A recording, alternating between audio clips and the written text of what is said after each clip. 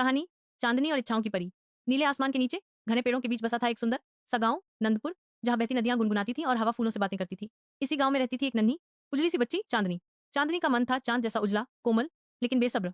उसे जो भी चीज चाहिए होती उसे अभी और यहीं चाहिए होती।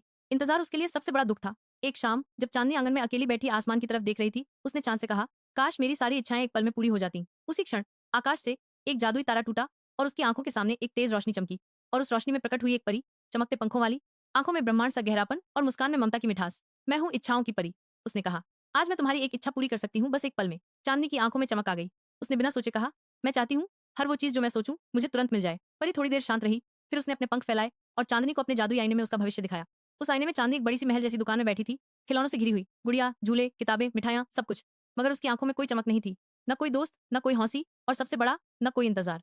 चांदनी ने धीरे से पूछा, मैं इतनी उदास क्यों हूँ? परी ने कहा, क्योंकि जब चीजें बिना मेहनत और इंतजार के मिलती हैं तो उनके मिलने की खुशी बहुत जल्दी खत्म हो जाती है। तुम्हारी आत्मा को वो मिठास चाहिए जो सिर्फ धैर्य से मिलती है। चांदनी की आंखें नम हो गईं। उसने कहा, परी जी, मुझे मेरी इच्छाएं नहीं, उनकी अहमियत चाहिए। मैं इंतजार करूंगी और मेहनत भी। परी मुस्कुराई। उसके पंखों से एक सुनहरी रोशनी निकली जो चांदनी के दिल को छू गई। याद रखना, परी बोली, जो चीजें देर से मिलती हैं वो जिंदगी में गहराई और रंग भरती हैं। उस रात चांदनी ने सबसे मीठी नींद सोई, उम्मीदों और धैर्य से भरी। इच्छाएं तभी खरे सोने जैसी लगती हैं जब वो समय की आग में तपकर हमारे पास आती हैं। धैर्य सबसे सुंदर जादू है